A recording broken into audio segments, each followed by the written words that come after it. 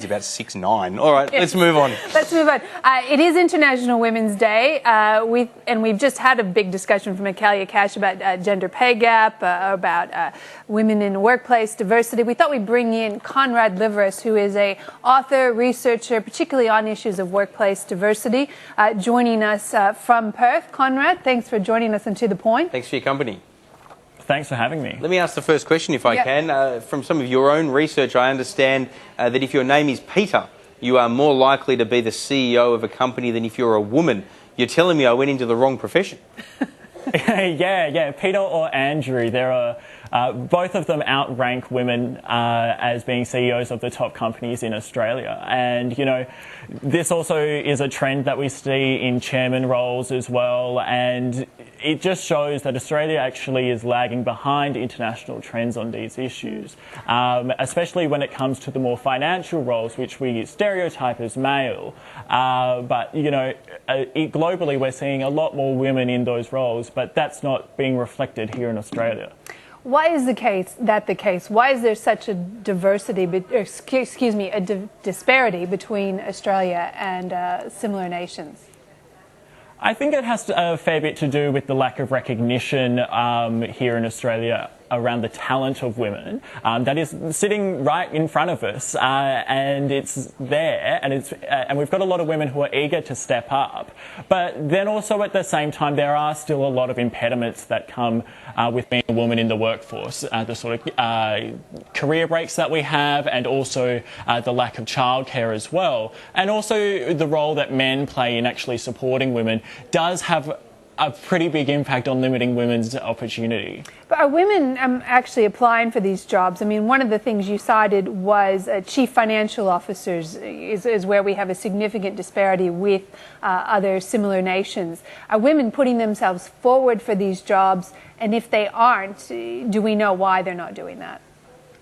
Yeah, so we do know that there are enough capable women for these sort of roles and that they are interested in them. But also we see that women traditionally in the executive roles tend to be pushed into a marketing or HR sort of role and increasingly into general counsel, legal sort of roles. So they're kind of being pushed away from the financial roles. So what we really need to do is train women to be accessing those sort of roles, so putting them into the roles that are just junior to that and to step up. But then at the same time, we also do need women just to be a bit more open about it, because when I was doing this research, I didn't even know that there was a female chief financial officer in Australia. So it was in its own way quite heartening to see that there were, but also quite disparaging to note that we were so far behind an international trend.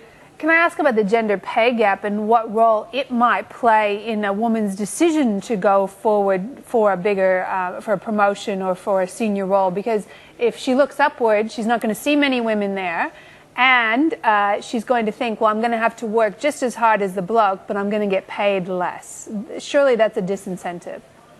Of course it's a disincentive, we can't ignore that, and the gender pay gap is growing at the moment and it's incredibly frustrating. There was research released last week from Curtin University and Bankwest which cited that in the male-dominated industries, women were more likely to have a smaller gender pay gap, but they were pretty much going to be the only woman there. So it kind of works against the way that we would traditionally view these sort of issues.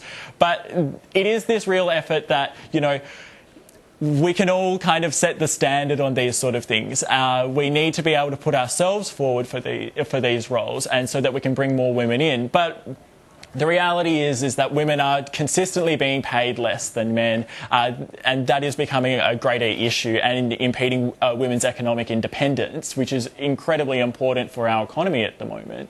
So we actually also need organisations to value women's contributions at a greater level. All right, but Conrad, I've got to ask you this. So, you know, you tell us that women are getting paid less. I accept that, the data shows it. You tell us that you've got more chance to become a CEO if you've got particular male names than if you're an entire gender. and are therefore a female. I accept that as well. You tell us that women have to speak up as they get shoehorned into roles like human resources or marketing in particular, when their skill set may well enable them in other areas. But guess what? That's what the male-dominant workforce does. They need to speak up again. Here's the problem. If they speak up, they get accused of being a painful, complaining woman, and it hurts their career. How do they get around that? I think what it really takes is men like you and me, Peter, to be able to I don't have any recognise power. these sorts. If only. If only. I can barely manage myself. I don't have one person I'm in charge of in any job I've ever done. True. So there's no one that I can help. Well, in fact, you're underperforming for your name, as Conrad's study points out. It's not just Peter Credlin with alleged bullying. You know, I put up with it here at Sky News Good every God. day at 1:30 Australian Eastern Daylight Time. I'll let Conrad answer a question. Anyway, sorry. You're incredibly resilient, Peter. So what we really need to see is, you know, men who are in power actually recognising these issues and recognising their influence here. I'm a tall white man. I'm incredibly lucky, and I recognise that with my voice when I'm working with managers and executives that, you know, we can actually start to bring in more women. That is a really important aspect. The reality is that all of the financial and economic data tells us consistently that this is incredibly good for business, and it is bad management practice to have a homogenous team, which is what we're seeing so consistently at the moment. So what we really need to do is to see men step up and start performing a little bit better on these issues. Conrad Liveris, that's all we've got time for, unfortunately, but thank you so much for joining us. Thanks for your company. Thank you.